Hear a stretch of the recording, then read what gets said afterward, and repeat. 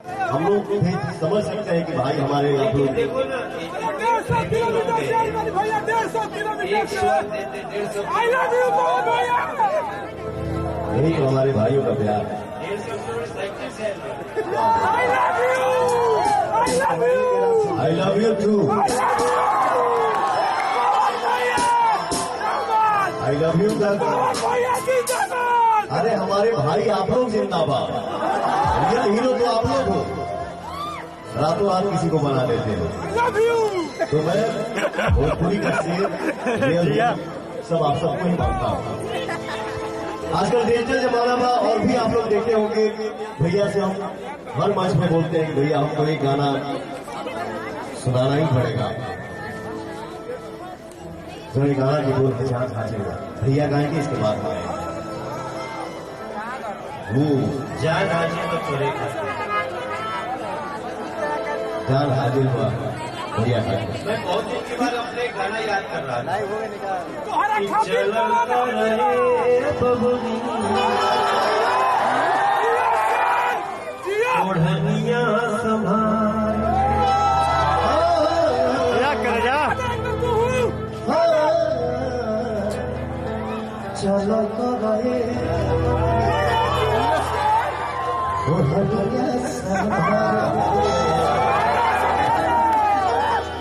तुम गलत जगह डाले क्या था। देखिए हम हमेशा से जब गाना हम अपना गाना लिखते भी हैं तो हम ओढ़नी के महत्व को बनाए रखना चाहते हैं। आवाज दा। हम लोग इसलिए गाना गाते थे।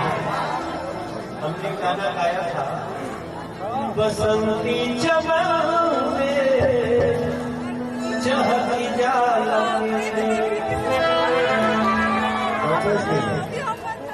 वो जो पहले हम बताते हैं अब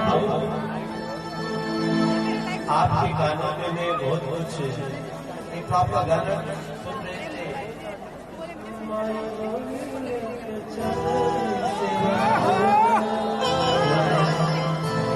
मुझे बड़ा अच्छा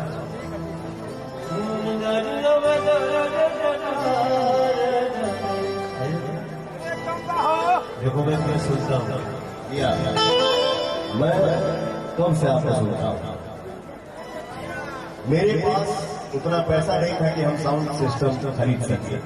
जो आपने बोला सफर की बात, हम लोग कहाँ से शुरू किए और आज कहाँ खड़े हैं।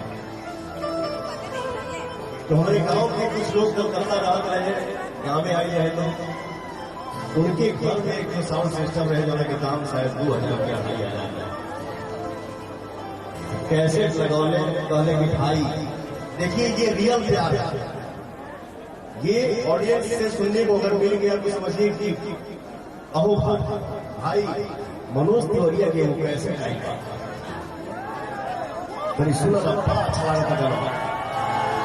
तो वो गाना हम लोग सुन के आनंद उठाए और वहीं से वो गाना मेरा फेवरेट हो गया। जहान हाजिर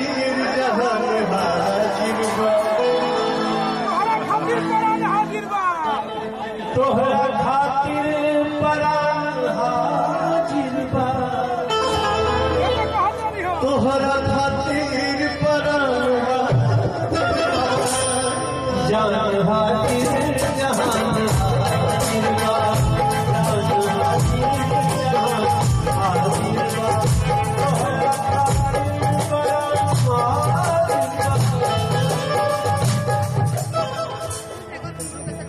इसमें आपके भाई का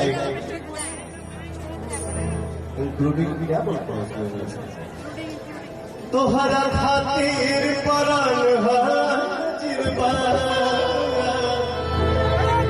जान